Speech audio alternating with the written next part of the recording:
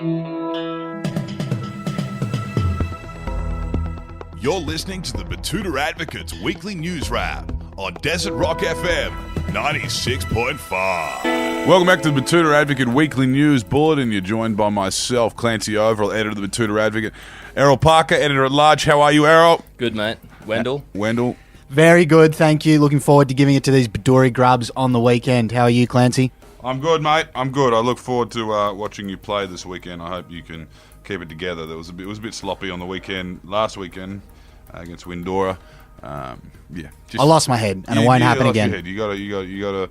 I mean, you got to lift in those moments, mate. And it was quite clear. Yeah. You know, your mind was elsewhere. So I didn't do it the right way. It should be a different result this weekend because Clancy, of course, your eldest son, is refereeing this game. So hopefully things should be a bit different. Yes, well.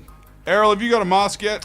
No, not yet. I think it's worth waiting to see what the spread is, you know. I don't think we'll need them up here in the Simpson Desert right now. Yeah, we haven't had a recorded case in the Queensland Channel Country yet, Clancy. I have a few masks. I've got a few disposal ones I got from the chemist, but you guys know me. I'm quite environmentally conscious. Well, you are a high net worth individual who lives in the inner city, so I guess that comes with the territory, Clancy. Yes, which means I've ordered myself a few washable, reusable masks. From Amazon? No, Wendell. Ever since Clancy chinned Jeff Bezos at the 1999 Met Gala in New York, they haven't really been on speaking or business terms. Right, well, that was a little bit before my time, that one. Yeah, sorry. That's correct. I won't give that man a cent. Now, these masks I've just ordered online are from Budgie Smuggler, who we all know and love as Australia's premier swimwear brand. What? You're wearing a pair of Budgie Smugglers on your face like some sort of pervert. No, Budgie Smuggler are making face masks right now. They're 100% made here in Australia, not just 100% designed here as some less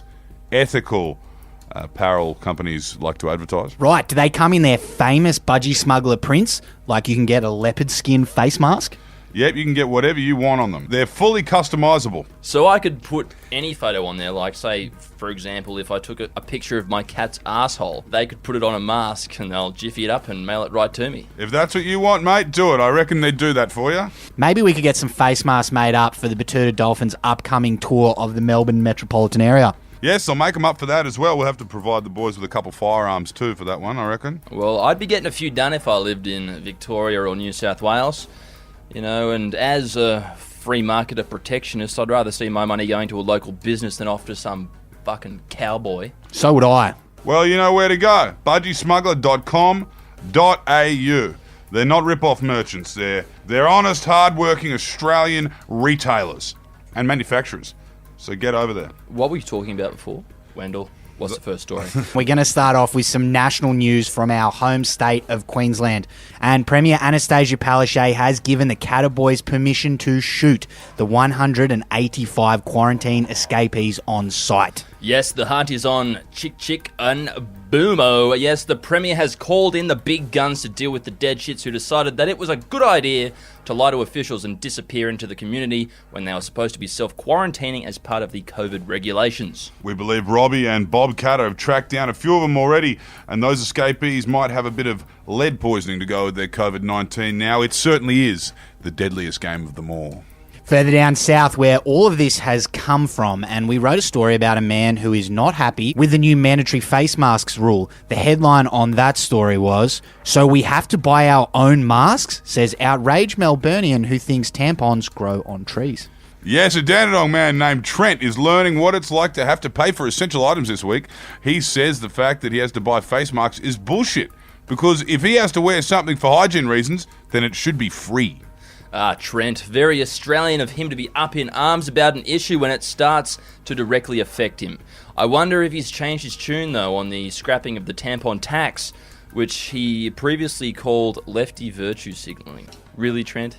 I doubt he's changed his tune. In some other angry man news from down in Melbourne, and a bloke sucking back 16 milligram Winnie Reds on Smoko reckons those masks expose you to carbon monoxide. Yeah, that Footscray-based bricklayer Craig Norton isn't too keen on the mandatory mask rule either. Speaking to us over a butter chicken curry servo pie, a litre of double-shot iced coffee and a couple of 16 milligram Tina Turners, Craig reckons they're actually a bit dangerous.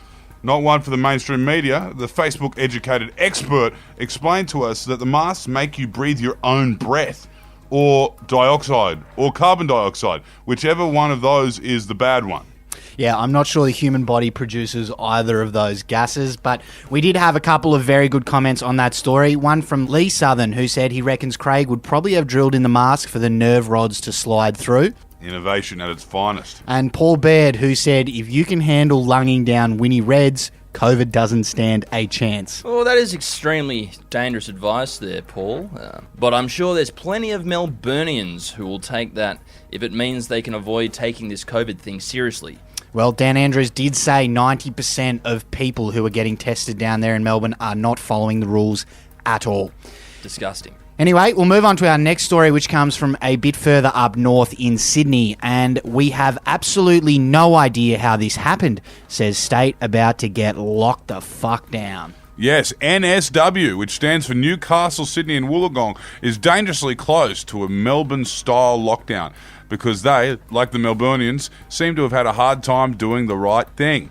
That story was written, of course, after more images and reports circulated of Sydney-siders cramming into pubs and venues, ignoring social distancing and generally not taking this deadly virus too seriously. Doesn't look good down there at all. And while we do usually like to finish on a positive note, we aren't going to today, unfortunately. We've got a bit of a sad local story. That is, Mum rocks back and forth in the kitchen corner as ABC iView autoplays yet another episode of Peppa Pig. It's a familiar story to a lot of parents out there, and it sends a shiver down your spine, this story, doesn't it? Yeah, some other we spoke to said she's had more than enough of the popular children's TV show, which is not about local police officers. At the time of press, the mum explained the show had seemed to have been on loop for the last 24 hours. She said, the only solace I get is imagining eating the entire family. Well, it's certainly a bit better than what's happening in my household, Clancy. I've had Police 10-7 on replay in my living room, and now my daughter has a Kiwi accent.